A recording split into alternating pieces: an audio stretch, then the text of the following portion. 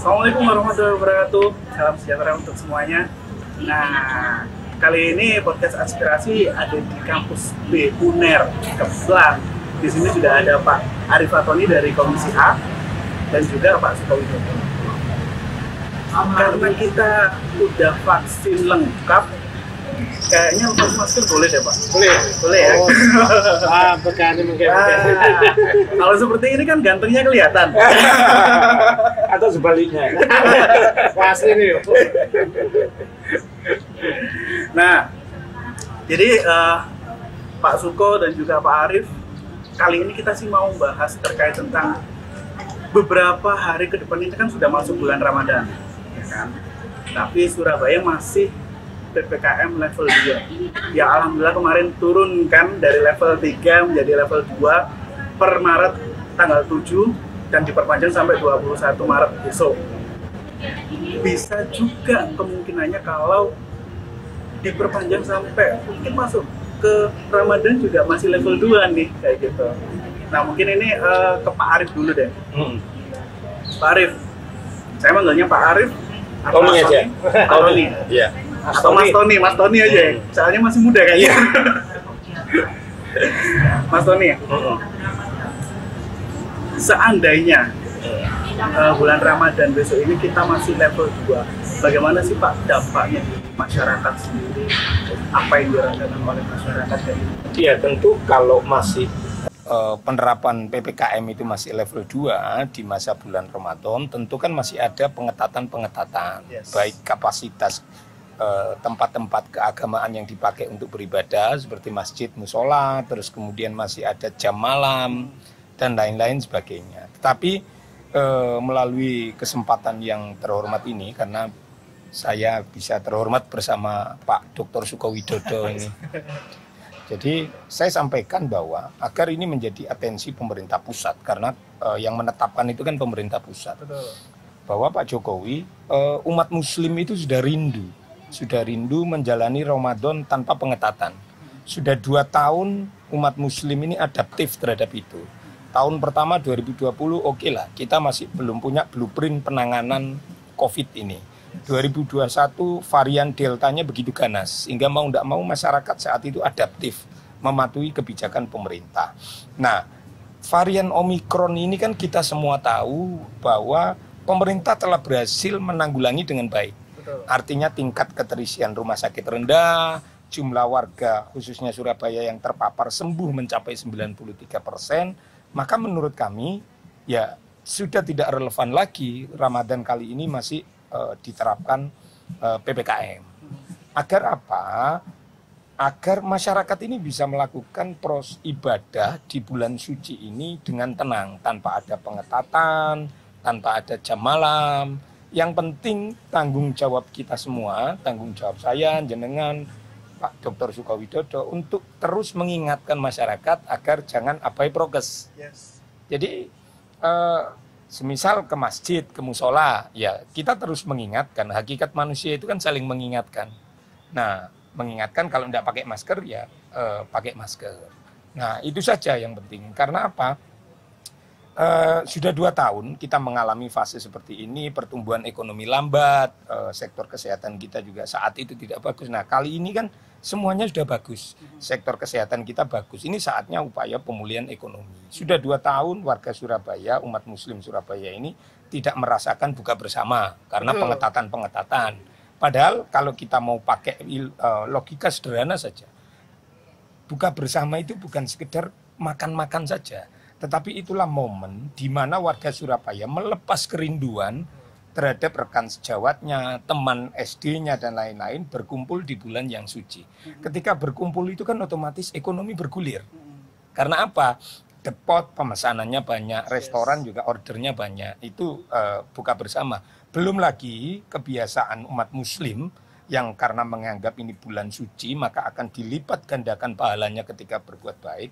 Maka banyak saudara-saudara kita umat muslim itu yang bersodakoh dengan bagi takjil melalui komunitas sosial, komunitas masyarakat yang dibagikan kepada saudara-saudara muslim yang lain yang jam kerjanya mepet dengan jam buka, sehingga belum sempat mempersiapkan menu berbuka. Otomatis kan pemesanan ke UMKM dan lain-lain. Kan tidak mungkin mereka masak sendiri lalu dibagikan. Nah, ini juga bisa memberikan multiplier efek ekonomi.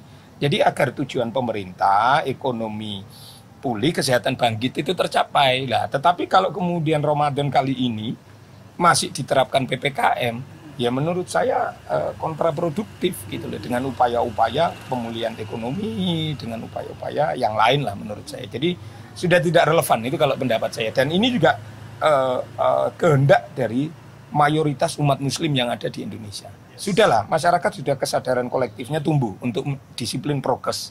Tugas pemerintah itu mengingatkan saja kok. Mengingatkan dan menyiapkan instrumennya. Katakanlah anggaran-anggaran yang selama ini habis dipakai untuk beli-beli alat kesehatan, yaitu dialokasikan untuk beli masker, dikasihkan ke masjid-masjid, musola-musola yang menggelar sholat beribadah berjamaah. Itu saja tanggung jawab pemerintah. Sudah, jangan ada pengetatan-pengetatan lagi.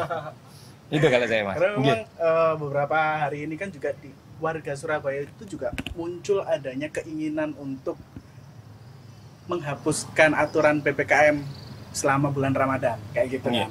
Nah, kalau menurut Pak Sukowidodo sendiri, adanya keinginan seperti ini itu karena apa sih Pak? Apa sih Pak dorongan masyarakat sehingga akhirnya ingin bisa lebih bebas sekali ya ketika di bulan Ramadan ini?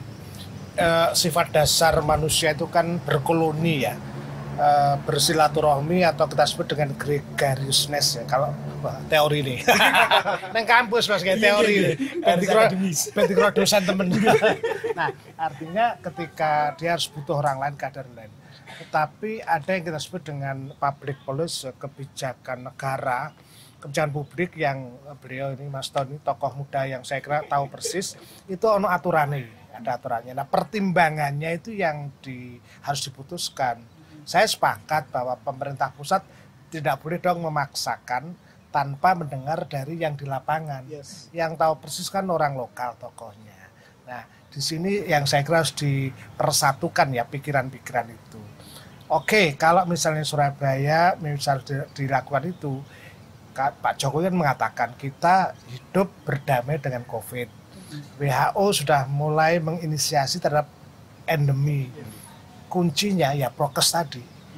Aku wani ngobrol sama Mas Arif baru sampean karena kita udah cek vaksin tadi dan kita sudah cek PCR sudah clean misalnya semacam itu. Kita di tempat yang sangat terbuka berani. Nah, pengetahuan itu yang harusnya ditancapkan.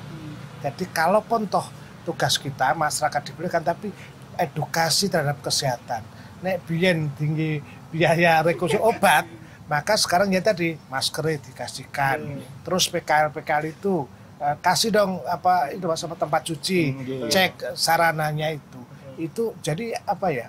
Nek ngene tok ya sorry Mas yang ngeluh. Kadang-kadang ngajar dengar komputer ki katokan dekene Mas. Dipoto gitu. Nah, maksud saya sama. Ini kan sekitar kita juga banyak mahasiswa yang rindu kampus ya. Menurut saya oke, tapi ditoto bareng. Tugas Mas Arif itu saya ya bikin misalnya peraturan wali kota dijak ngobrol di rumah ini. Jadi kita keberanian untuk melakukan itu dasarnya ono gitu. Kita meminta pusat jangan terlalu menyuruh, tapi kita juga punya jawaban. Oke, aku Surabaya swani kok. Tapi tidak asal bondek, tapi ada dasar di mana tadi pertimbangan agama, kebudayaan, dan tentu pertimbangan kesehatan itu yang saya kira. Oke. Kalau kita melihat tentang perkembangan, masyarakat Indonesia sudah sangat paham terkait tentang prokes dan lain sebagainya, harus ngapain aja untuk menghindari COVID dan lain sebagainya, itu sudah rasanya, apalagi di Surabaya ya, rasanya itu sudah ngelontok lah wis Pak. Wis khatam lah kayak gitu. Tapi ngelontok so hilang lah. Nah, itu tadi. Apa yang menjadi jaminan masyarakat itu bisa patuh kayak gitu loh. Kalau dalam perilaku manusia itu kan ya mungkin ada ndablek-ndableknya gitu. Oh, pasti cenderung orang melanggar itu. Makanya Mas, tetap menurut saya bisa kok sebenarnya kalau ini keputusan dewan, saya kira kita butuh relawan. Surabaya itu bagus ya. Pak Erick itu kan punya dulu kan Surabaya memanggil misalnya.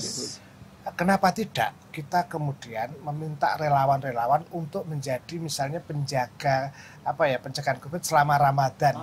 yang masjid anak petugas relawan mereka itu bisa kok disesuatukan lah, misalnya mahasiswa kan iso ya jane kita minta UMER atau apa jadi relawan itu ketika dia KKN di luar daerah wis lebih aman di Surabaya, sehat kok. Nah itu kan Mas Tony kan bisa meminta universitas di Surabaya untuk menjadi bagian dari itu dikerjakan bareng. Gak iso Mas ngandalin pemerintah saja. Dan pemerintah juga jangan merasa benarnya juga ada diskusi-diskusi ini. Harusnya ini ada Pak Wali Kota, karena gak ada yang sampai deh. Wah, biar didengar oleh Pak Wali Kota. Iya, sampaikan ke Mas. Kalau langsung ditembak gini saya takut. Ya gimana Mas Arif? Ya kan Mas Tony gimana? Mas Tony bisa dirembuk banget. Iya. Jadi memang salah satu apresiasi kita ke kepemimpinan Pak Eri Cahyadi ini sebagai wali kota itu kan ketika menangani pandemi COVID varian Delta tahun 2021, beliau itu kan mampu mendorong partisipasi publik untuk terlibat secara aktif bergotong royong menangani ini. Merasa tidak mampu, jadi keadaan itu bagus. Terus jaluk tolong ning rakyat. Apik iku. Iya, jadi akhirnya seluruh stakeholder di kota Surabaya ini bergotong royong terlibat bersama-sama menangani pandemi ini. Nah, saya pikir saran dari Dr. Suko itu tadi mudah-mudahan langsung diimplementasikan oleh wali kota bahwa pandemi ini Ramadan ini harus berlangsung dengan khusyuk. Tetapi karena masih Ramadan itu masih masa situasi transisi begini, maka keterlibatan semua sektor masyarakat. Takmir masjid kan dikasih dibantu itu bisa sakit Mas, dikasih masker, betul, hand sanitizer ya dilatih.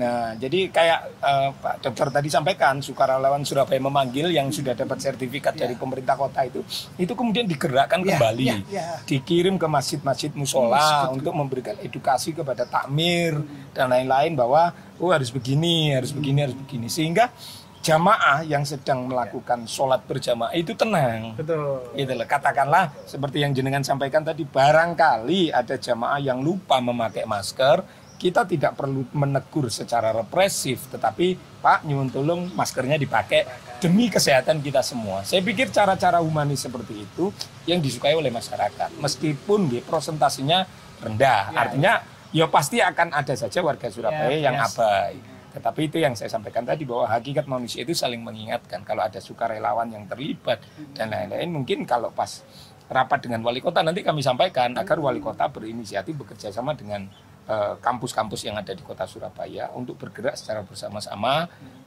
sebagai sukarelawan kembali agar ya umat muslim yang sedang menjalani bulan suci Ramadan itu khusyuk dan tenang. Ya, bahkan menurut saya gini, itu kan selalu di sekolah kan ada pondok Ramadan ya. Nah, pondok Ramadan itu kan juga bagian dari mereka, anak-anak itu ditugaskan juga sudah dianggap aja itu menjadi peserta pondok Ramadan, karena itu juga mengabdi sosial kan. Jadi mengingatkan itu, membawa hand sanitizer, kemudian membawa alat termogan, ngecek dan memberitahu itu kan butuh bisa dilatih menjelang ini gitu loh. Wah, sampean gue berkah ide ini kanggo Mas Tony. Ide mahal ini. Ide mahal. Iyalah kita gitu.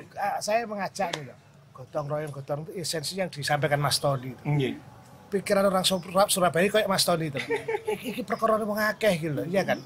Nek awakmu kon loro, nyedak aku kena. Nah, aku loro kena wis. Ayo ya apa cara jagane gitu.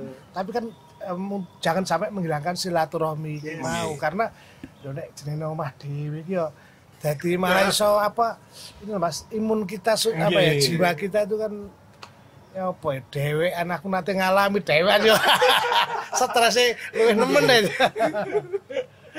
Jadi saya kira kita butuh keakraban sosial harus dibangun lagi, kegembiraan dibangun lagi, tapi dengan cara-cara standar prokes tetap. Nah, agar standar itu berjalan, ya ono pengawas. Dari mana pengawas? Surabaya memanggil arek nom-nom tugas ning ngono lho. Jalan tengahnya ini. Artinya dengan demikian kan masyarakat tenang dalam beribadah, pun juga tenang, semua dapat ekonomi jalan, ekonomi jalan, juga bisa tenang terhadap kekhawatiran terjangkiti COVID-19 juga kan seperti itu. Oke. Wah, ini idenya yang dari beliau ini mahal. Tapi yang justru saya gini, mungkin ini menjadi kebijakan juga bagi Mas Tony kan, Golkar itu kan paham banget soal rakyat ya.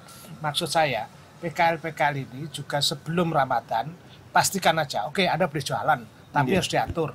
Terus kalau perlu ada bantuan misalnya celemek itu pakai kaos tangan, itu bagian dari menunjukkan itu. Mungkin setelah kita diskusi ini kan disampaikan dengan begitu ya terus ada rasa jaminan terhadap itu, sehingga ya wis wong Surabaya akan menyesuaikan. Surabaya resikan kok makan, maka kita datanglah ke tempat ini tanpa menghilangkan esensi Ramadan, tanpa menghilangkan esensi silaturahmi, ekonomi jalan, kesehatan terjamin. Kayak wali kota aku ya. Cocok. Saya jadi gurunya aja. Gurunya wali kota nggih. Harus Mas Tony yang mudah-mudahan harus memimpin masa depan lah. Amin.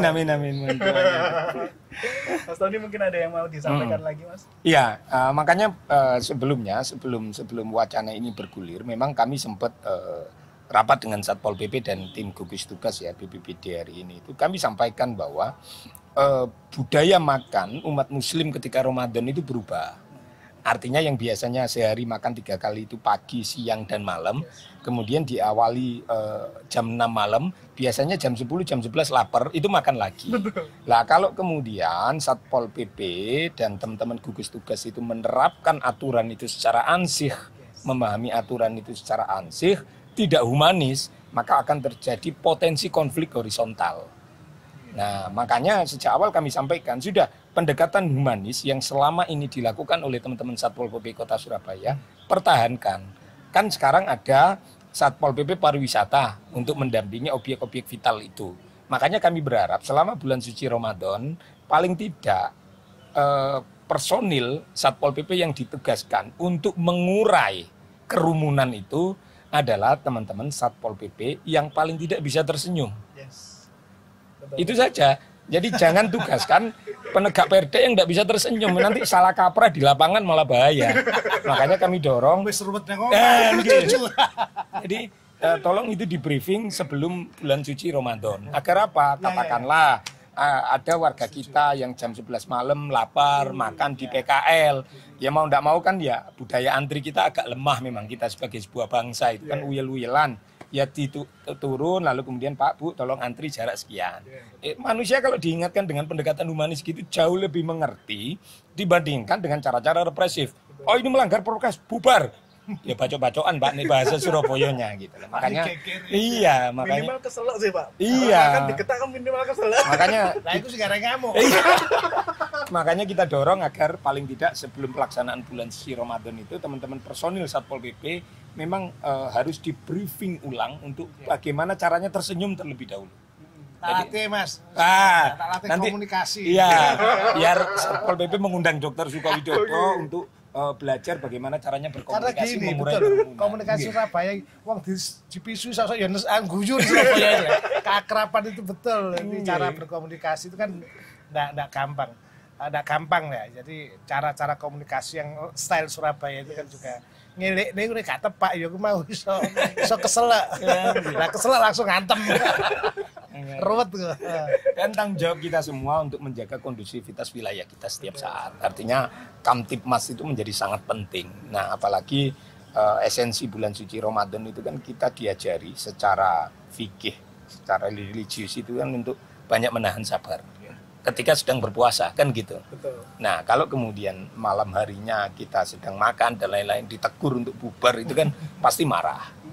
Nah makanya kami sangat berharap pemerintah pusat ini meninjau kembali kebijakan ini. Kalau hari ini PPKM Surabaya sudah level 2 karena keberhasilan pemerintah kota dalam menangani pandemi ini secara bergotong royong dengan akademisi, tokoh agama, tokoh masyarakat, maka mudah-mudahan ini bisa dilihat oleh pemerintah pusat sebagai capaian kinerja yang bagus sehingga pemerintah pusat memberikan reward kepada kota Surabaya paling tidak sebagai pilot proyek peniadaan PPKM di bulan suci Ramadan. Sehingga ini bisa diikuti oleh daerah-daerah kabupaten kota yang lain. Karena selama ini ya bagaimanapun juga Surabaya ini kan etalase Jawa Timur. Betul. Artinya kalau kemudian Surabaya dianggap baik, ya mudah-mudahan itu juga berlaku di kota-kota pendamping yang lain. Iya, prinsipnya umat Muslim ini sudah rindu bukber bareng, rindu bagi takjil, rindu mudik yang terakhir. Benar. Nah, kalau kemudian masih ada pengetatan, Yang di rumah orang tua, yang di rumah itu khawatir anaknya di stop sana sini, akhirnya nak ndak usah pulang. Akhirnya ada proses batiniah yang tidak tercapai. Bukan begitu Dok ya? Ya, tapi tetap tanpa kehilangan nalar kita. Pengalaman bahwa kelalaian itu bisa membuat kita celaka. Pendekatan sosial tetap harus dengan dasar pendekatan saintifik ya, pengetahuan itu. Karena kalau sosial saja dituruti, sains kesehatan tidak, nanti ruwet. Tapi kalau ini sains ketat kesehatan, jiwa-jiwa yang kering itu tidak bisa. Khalil Gibran. Ya,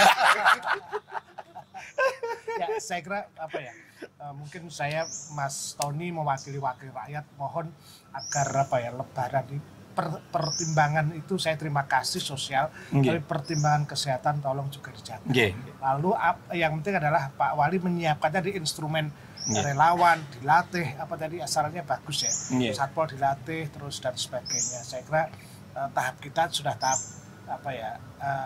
pandemi memang ada, tetapi kan sudah dalam arti kalau melangkah ke endemi berarti kan kita ada dan kita harus hati-hati itu ada. Jadi jangan mengatakan bahwa itu sudah tidak ada, jangan ya. Itu yang saya kira secara rumusan. Oke.